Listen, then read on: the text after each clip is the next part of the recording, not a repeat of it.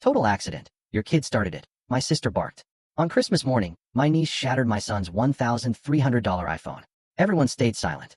My boy whispered, "It's okay. I didn't deserve it anyway." That night, I paused $8,500 and canceled her second delivery. By morning, the family chat exploded, and when my sister opened her gift box, she went pale. Asterisk. You know that gut-wrenching moment when something shatters, and you realize it's not just glass hitting the floor, but something far more fragile, like trust, or even a piece of your own heart. That's exactly what Christmas morning felt like this year. A moment that blew up my quiet, ordered world and forced me to confront a pattern of emotional debt that had been building for years. My name is Jess. I'm 37, the older sister, the one who's always got a spreadsheet for everything, who remembers everyone's shoe size for birthdays, and could probably tell you the APR on a store card without blinking. I'm a single mom to Owen, my 15-year-old. He's tall, quiet, and so incredibly polite that teachers email me using words like thoughtful and neat. I manage payroll for an HVAC company, answering to nobody but audits and deadlines. My life, my wallet, they all fit into lists. Every Christmas, our family gathers at Mom's house. It's a ritual. The smell of cinnamon rolls, the church live stream playing low, that same cheap nativity on the mantle, and a scratchy tree skirt from when we were kids. Mom fusses, my stepdad brews coffee. And then, like a whirlwind, my sister Leah arrives. She's 33, with her 12-year-old daughter, Mia. They come in a cloud of perfume, loud laughter, and bags that never quite zip. Leah has always been the fun one, a brand she wears like a badge of honor. This year, I'd saved for months, even used a chunk of my bonus, to buy Owen the new iPhone. He'd been using an old brick with a cracked corner and a battery that died at 24% for what felt like forever. He'd done everything right, babysitting gigs, snow shoveling, religiously putting birthday money into a shoebox labeled phone. I matched every penny. We opened it together, a sacred ceremony, as careful as if it were a newborn bird. He held it, almost afraid to wake it up. Whoa, Mia's voice cut through the quiet reverence. Is that the 15 Pro? Oh my God. Owen just smiled, small and proud. Yeah. He handed it to me so I could put on the case. I'm obsessive about these things, peeling the screen protector like a surgeon, lining up the edges with my thumbnail. I was mid-peel when Mia reached. Let me see it, she demanded. Wait, I said, not looking up. Almost done. He's taking forever. Mia giggled. And that's when the room dissolved into one of those slow-motion movie scenes. She grabbed. I instinctively tightened my grip. Owen reached out, probably to say don't, but all our hands were there, a tangled mess. The box flew. The phone pinwheeled out like a coin. It hit the edge of the coffee table with a sickening thwack, then the tile, face down. A hard silence fell. Nobody moved. My heart hammered against my ribs. Total accident. Your kid started it, Leah snapped, the words a premeditated verdict. Mom gasped. Stepdad froze, coffee pot mid-pour. I just stared at the phone on the floor, willing it to get up and dance, to prove this wasn't happening. Owen's face went bone white. He knelt, lifted it. The screen was a spiderweb of shattered glass. Tiny bits fell into his palm. It's okay, he whispered, not looking at me. I didn't deserve it anyway. That line hit me like a drop through a trapdoor. It's the thing he says when he feels like he's too much, or not enough. The excuse he uses to avoid asking for seconds at dinner, or leaving a new hoodie in the bag for a week. Don't be dramatic, Leah scoffed, rolling her eyes as if she hadn't heard him. I'm not, Owen said, barely audible. Mia nervously laughed. Oops. Accidents happen. We're all together. That's what matters. Mom finally chirped, grabbing a towel like she could tidy up the shattered pieces of the morning. Owen put the phone back in the box, like a small casket. He wiped his fingers on his jeans and sat, staring at his socks. I can take it to get fixed, I heard a voice say. Too calm to be mine. Apple Care covers. We'll figure it out. Leah cut in. It's not like she hurled it at the wall.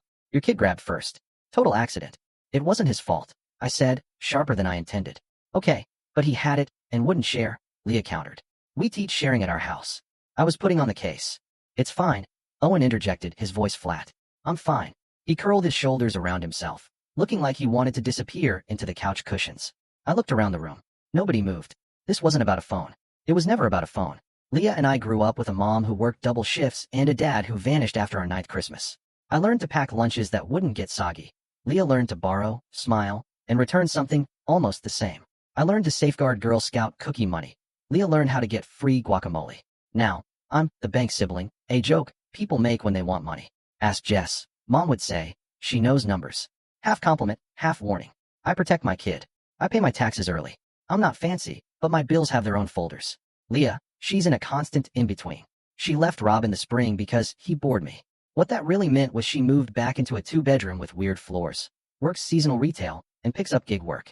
She talks about manifesting a fresh start when I ask about her plan. 2 weeks ago, Leah called me in tears. I got approved for the unit near the school, she sobbed. But I need the deposit plus first month. It's $8,500 total with fees. I'll pay you back in January when my bonus hits. Please, Jess, I need this for Mia. We talked. I asked questions. She cried harder. I listened to the part of me that remembered sleeping on a futon, that remembered what it felt like to have nothing. I said yes. I scheduled the transfer for December 26th, after the holiday rush when my bonus posted. I even ordered a couch and a starter set of dishes, set for delivery to her new place in 2 waves, December 28th and January 3rd. It felt like a grown-up Santa move. For Christmas morning, I made a gift box, a small envelope with a welcome home card and printouts of the order confirmations, tied with a red ribbon. I pictured Leah crying happy tears, hugging me, promising move-in pics. I didn't tell her ahead of time. I wanted to surprise her, and also, I know Leah. Tell her about money early, and she spends it 3 times before it even exists. I did tell Mom. I don't want a big deal made about it, I'd said. Mom just squeezed my hand. You're a good sister. Meanwhile, I'm not made of money. I have a buffer, not a vault. I've been careful. I've turned down trips. I sold the iPhone idea to myself based on Owen's savings and my new raise. He put $400 down. I covered the rest.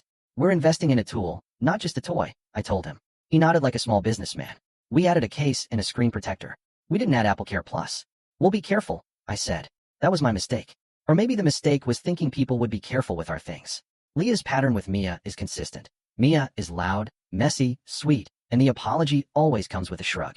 Last summer, Mia took Owen's AirPods to see if they fit. We found them under the trampoline after a rain. Accidents happen, Leah said then too. When Mia spilled nail polish on our couch, Leah offered to buy a slipcover, then sent me a link and asked if I could order it, promising to pay me back. She never did. People think I'm uptight.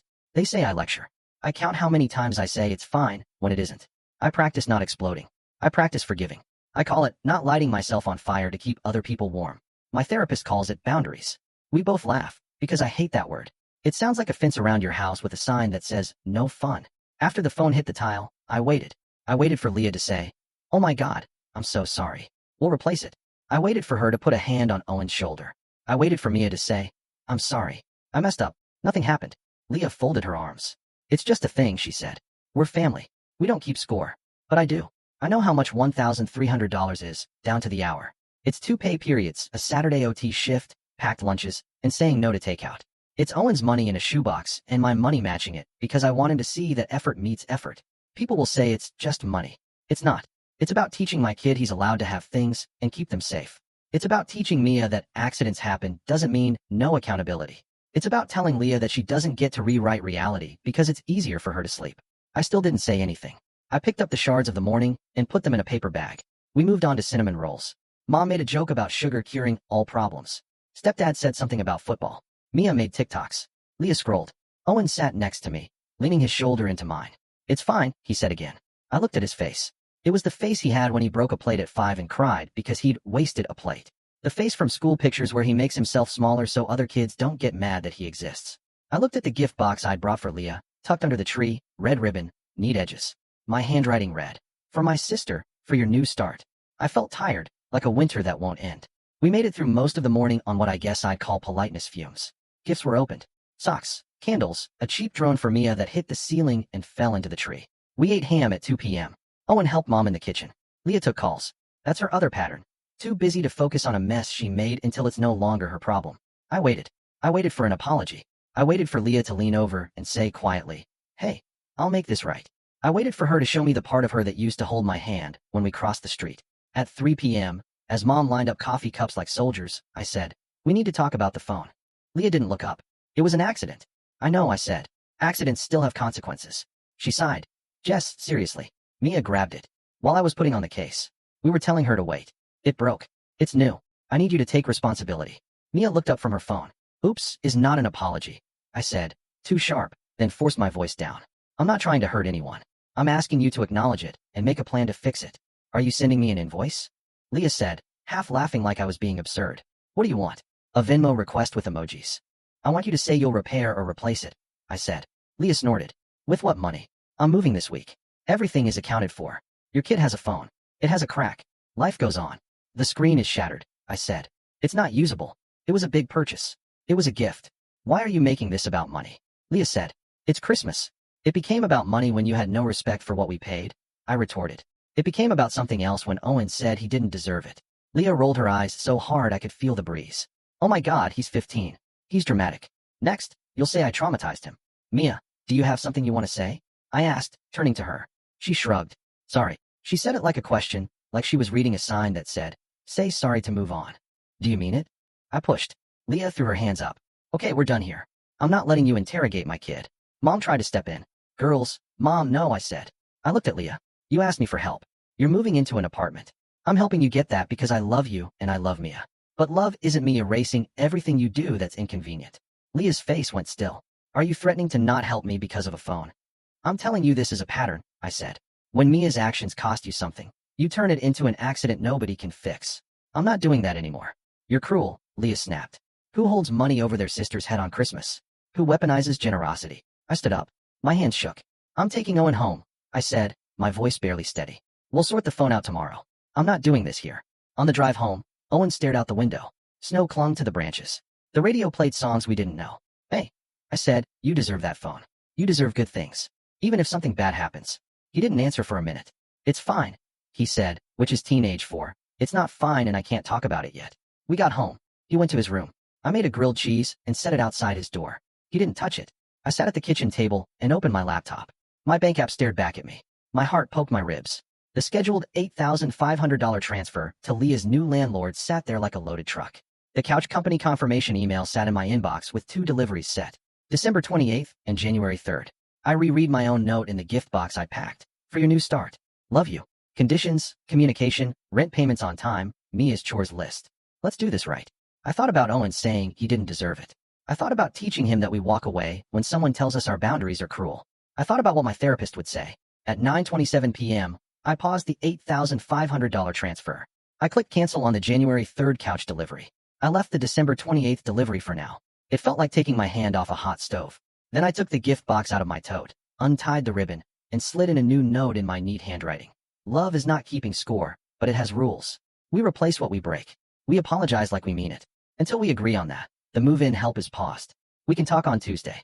I retied the ribbon. I put the box back in my tote. My stomach hurt. I went to bed. I stared at the ceiling until 2 a.m. When I slept, I dreamed that all the plates in the cabinet slid out and shattered, and I just kept sweeping and sweeping while people kept saying it was an accident. At 7:12 a.m., the family chat was a siren. 10 missed texts, then 20, then 40. I made coffee and braced myself. Leah, why did you cancel the transfer? Leah, the landlord called me at 7 a.m. I look like an idiot. Mom, what happened? Girls, please. Leah, this is punishment because of a phone. Leah, you're sick. I cannot believe you would do this. Stepdad, maybe we can talk this out. Owen's name popped up for a second, like he was reading, then disappeared. I texted, we will talk at 10 a.m. at my place. Not arguing in chat. Leah, we are talking now. Turn the money back on. Mom, Jess. I put my phone face down and made eggs. Owen came into the kitchen, hair sticking up, looking like a human after a storm. How's your heart? I asked. He shrugged. We can go to Apple today, I said. See what repair looks like. He nodded. Okay. At 9:56 a.m., Leah pulled up outside my apartment so fast she half jumped the curb. Mia came in behind her like a smaller comet. Leah didn't sit. She paced my living room. What's wrong with you? She demanded. Do you know how embarrassing it is to have a landlord call me and say your guarantor paused the wire? Do you know how small that makes me look? I paused $8,500, I said, letting the number hang between us, and I canceled your second delivery. I left the first. We're going to talk about what comes next. Mia sank into the couch, the one with the nail polish stain still under a throw blanket. She opened her phone and scrolled. Leah stared at me. Over a phone, she said, as if talking to a wall. It's not over a phone, I countered. It's over patterns. It's over respect. It's over teaching my kid he can trust me not to overlook him to keep the peace. We are family, Leah said. We do not do this to each other. We also don't break each other's things. And shrug, I added. Mia didn't look up. I said sorry. You said sorry like a question, I said. You didn't say you'd fix it. Leah threw her hands up. She's 12. She's old enough to grab another person's property and break it, I said. She's old enough to take responsibility. Leah glared. So what? You want her to get a job and pay you? I want you to say we will make this right, I said. I want a plan. We can do a payment plan. We can do chore trade-offs. But I'm not pretending this is nothing. Leah looked at Mia. Tell your aunt you'll help, she said flatly, like directing a play. Mia mumbled. I'll help. That's not your job, I said, softer. Leah, it's yours. Leah sat finally. Her eyes were shiny. I can't do this, Jess. I cannot have everything be a test. I'm drowning. I need help. I offered help, I said, and pointed at the bag by the tree. It came with a card and conditions, like adults set. It also comes with boundaries. I'm not funding a lifestyle where I keep getting told I'm cruel for asking for respect. She looked at the bag. What is that? Open it, I said. She untied the ribbon like it might bite her, slid the lid off, and pulled out the card. For your new start, she read, her voice going quiet. She took out the printout of the wire, the couch order confirmation, and the note I'd added last night. Her eyes flicked to the new note. She read, love is not keeping score, but it has rules. She froze. Mia peered over. What is it? Leah kept reading. Her face changed colors like the sky. You were going to do this for me? She asked, small. Yes, I said. And I still will, if we can agree to basic rules. She looked at me like she was seeing me for the first time in months. The rules, I said, are simple. We apologize like we mean it. We replace what we break, even if it's slow. We don't call each other cruel when we ask for accountability. And if I support your move, you stick to the plan. Rent on time. Mia has chores. You keep me in the loop. Leah blinked tears into her lashes. You would really do this? I scheduled it, I said. It's paused, not canceled. The second couch delivery is canceled for now. We can reinstate it, but I won't send $8,500 to a landlord while you tell me I'm a monster for asking you to replace a phone your kid shattered. Leah's face hardened a little again, a bounce back into defense. I can't do $1,300. I can't. I don't have it. I didn't ask for $1,300 today, I said. I asked for a plan. Half now, half in 2 months, or $200 a month for 6 months. Or you take on some expenses of mine for a bit. Gas, groceries for a week. Something that tells Owen you see him. Mia looked up. I can babysit, she said quietly, surprising me. For Mrs. Lee next door, she pays $12 an hour. I can give you some of it. That's kind, I said. But this is about your mom. Leah rubbed her eyes. I'll give you $200 today, she said. And I'll do $200 a month. I'll put it in my budget. Okay, I said. Then we go to Apple today and see the damage. Leah exhaled like she'd been underwater. I'm sorry, she said, her voice rough. For what? I asked. She swallowed. For calling you cruel. For dismissing Owen. For not taking responsibility. For making you the bad guy when you were trying to help. I looked at her. Thank you, I said. That matters. Mia swallowed. I'm sorry I grabbed it, she said, her voice steady now. I thought it would be fine, and I didn't listen. I'm sorry I talked like I didn't care. Owen, who had stood silently in the doorway, finally spoke. Thanks, he said tiny. We drove to Apple. The tech looked at the phone and sucked air in through his teeth. It's toast, he said, flipping it over. It took a bad hit on a corner. No Apple Care. No, I said.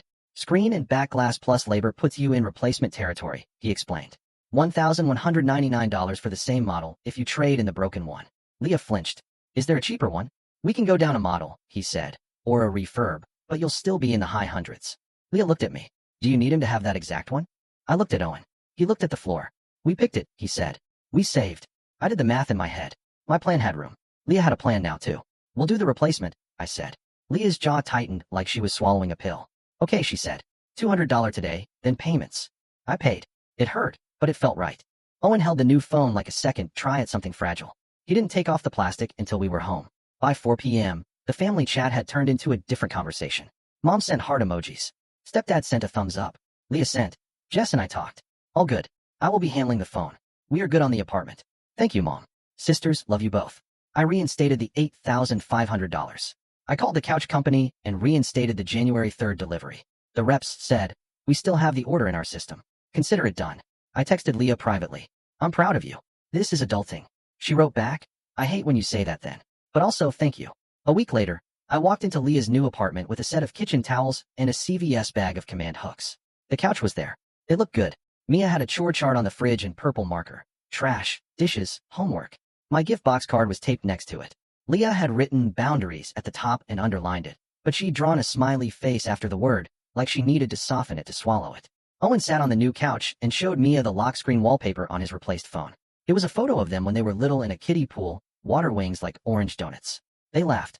It felt like grace. Leah poured me cheap champagne into plastic cups. To not being a disaster, she said, clinking mine. To the adult plan, I said. She rolled her eyes. Fine. To the adult plan. We talked about money without anyone crying. Leah wrote the $200 on a sticky note and put it in her wallet. I hate this, she said, but she smiled. Hey, I said. Do you remember when Dad left and Mom taped the electric bill to the cabinet so she'd see it? She nodded. I think about that a lot. I think about how we learned 2 different things. You learned to pretend nothing was wrong until it was. I learned to make everything a list so I could control it. Neither was perfect. She looked at me for a long moment. I don't want to be the fun one if it means I'm the irresponsible one, she said. You can be fun and responsible, I told her. That's the grown-up hack. Mia took the trash out without being asked. She came back and washed her hands, and didn't use my towel to dry them. That tiny thing made me teary. Before I left, Owen came up to me. Thanks, he said, for replacing it. For everything. You deserve good things, I said. Even when stuff breaks. Especially then. In the car, I wrote a note in my phone to my future self. You are not cruel for protecting your kid. You are not cruel for asking for accountability. Help people who take responsibility. Don't fund denial. Make rules. Speak them out loud. The moral is simple and not new. Accidents happen. Responsibility is a choice. Money without boundaries breeds resentment. Love without rules breeds chaos. My boundary is this. I won't be your bank if I can't be your sister. If I'm helping, then we're telling the truth, apologizing like we mean it, and replacing what we break, in full, on a plan, with a receipt. And when my son whispers that he doesn't deserve something, I will be the person who says, over and over, you do.